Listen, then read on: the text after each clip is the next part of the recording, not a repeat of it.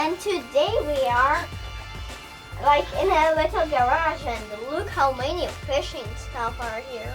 And, Okay, can you introduce us as well? and this is my daddy, Arkin. Thank you, and this is Chris, and I will never be able to tell your yes, last name is my accent.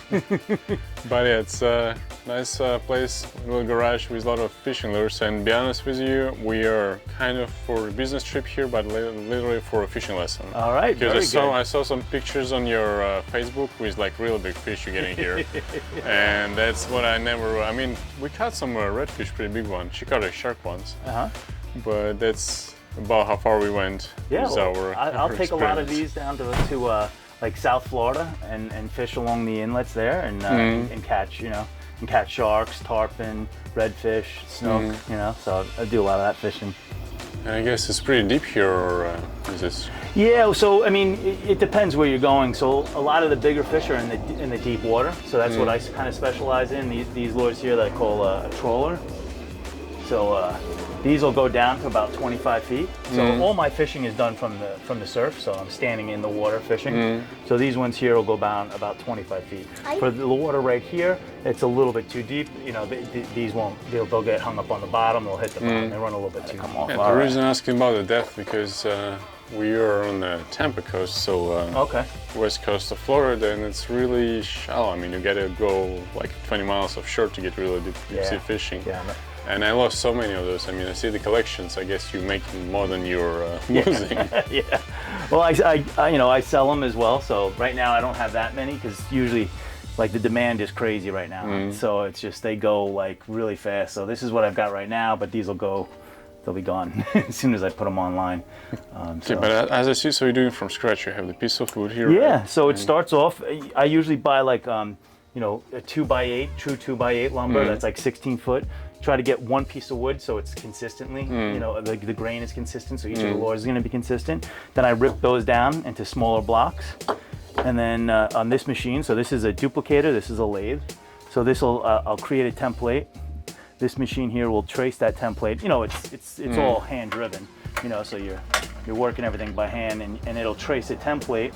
So I'll get it like a basic shape that'll look something like this. First break it on steps. So first you have a piece of wood. Then you use this machine to cut it, and it makes this. And then you spray it. You got it. Okay. I think I have a new helper for my shop.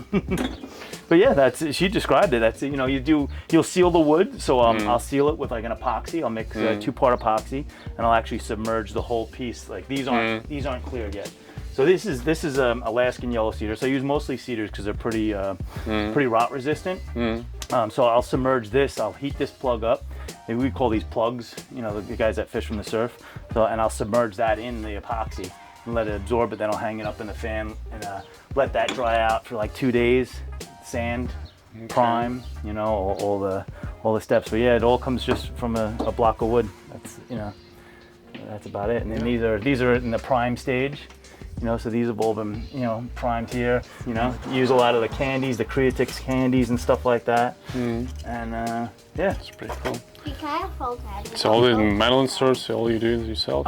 So yeah, the lips, I some of the lips I make myself. I'll buy them flat and I'll bend them to my specs. The hooks are all, I buy the hooks, and most of the metal components on there I purchase. But all the, I make my own eyes. So these are all, I make these. So this is like a local fish that we get around here this time of year. So it's called a bunker. So that's, I usually just take like a picture of whatever I'm painting, and that's what that is there. So those are all Creatix line. Yeah, it's candy, I can see. Was it pearl yellow something? Yeah, well, I mix so many, So that, yeah, I do. I start off with a little, a lot of times I use the pearls and then the candies, on top of that, just to get them to pop a little bit more, and then a 2-part auto clear. I use the UVLS Intercoat. I use that a lot. I'll use that before I put the 2K primer on, the auto primer on there, just to protect the paint a little bit. Okay. I love them because some of them have even my favorite colors. Oh yeah? What are your favorite colors? I like pink, purple, white, gold, and silver. Oh, all right. I'm doing a bunch of white ones today. Yep. Do you see something that you like here? Yeah. Which one do you like? I see the one that I love. Which one? With, This one? yeah. You like that? It's really nice. You like that? Yeah. It's used, but would you like to have it? I'm gonna give it to Dad because this has got big hooks on it. All right? Would you like that? Yeah. Okay, I'll give that to you. I'm gonna hand it to Dad so he can hold on to it. You're welcome. Thank you. You're very welcome. This one's caught some fish already too. Mm. Yeah. How did you get into it? What made you start it? You know, I've been fishing my whole life. I'm just crazy about fishing. We have a relatively short season compared to, like, say, down south in Florida. Mm. So in the wintertime, I just was going nuts. Like, it was just what I love to do so much. So this was just kind of like an extension of that fishing passion. Mm. I grew up, my dad did a lot of woodworking and stuff like that. So I grew up around tools, even though he didn't use these kind of machines. But it's just basically an extension of my passion for fishing. I really couldn't find lures that worked for me. So I started to, like, when I was younger, I would start to play around and modify other people's lures to try to get it to do what I wanted to do. And then I finally bought a lathe and just started doing it myself, and it's trial and error. So every lure, every design that I make, I'll fish it for like a year, a season. And then if it produces and catches fish, then I'll put it into, like, my repertoire of of other lures. But right now, I'm probably most famous for making these, which are called the trollers. So these are like a deep lure. This is the pikey. That's a little bit of a surface action lure. So that replicates the bunker that we have here in the springtime, which is a bait fish. And they're about this size. So you get good sized bass, 40, even up to 50 pounds on these. And yeah, they're fun to fish. Is it the shape makes it go deep? Yeah, so it's a little bit of both. cut? So there's weighting in it. There's lead in different points, so that'll help it. The angle on that lip is very aggressive. So it's the water that's pushing that'll drive that down, and in conjunction with that slope. So this slope helps it keep pretty stable. Because a lot of times, if you have like a big broad lure, and you're trying to go deep, you're forcing all that water, and it'll roll, which is not natural. You want this, which is more natural. So that slope does a little bit of both. It just kind of helps even out that plane and keep it riding straight. And so teacher during the day? Teacher during the day, fisherman at night, plug builder in between. Yeah.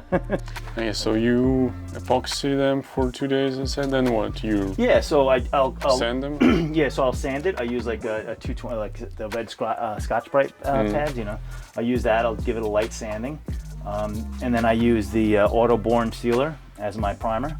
A lot of times, depending on the wood, like this is a little bit of a softer wood, so a lot of times I'll use the UVLS as kind of like I'll use the matte one as kind of like a starter primer. And then I'll come over with the auto-borne sealer and prime it with that.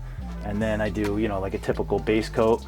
But it's all Createx. Everything that I use is Createx. I just found it's just the most consistent, from sealer all the way up to the, using the, and they all just, interact well with each other instead of mixing all different kinds of paints. Every line will do. Yeah, and they're great. Why are some fishes are made like they're broke on half like this? Yeah, so this is just to give it a little bit more action, so that we call these like a jointed fishing lure, okay? And so this will have a little bit more of exaggerated action as it's swimming, because some fish, like this is to replicate what's called an eel. So an eel looks like a snake, so when it goes through the water, it kind of swims like that, okay? So I make these jointed, so that's why I have that kind of tail on it too, to make it look kind of like an eel. I call this lure an eel.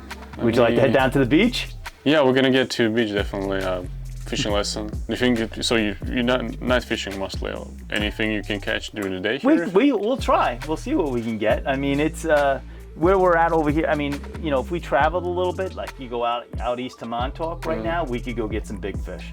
Over here right now, it's really a nighttime game to get fish, but we can give it a try. You ready? Go fishing?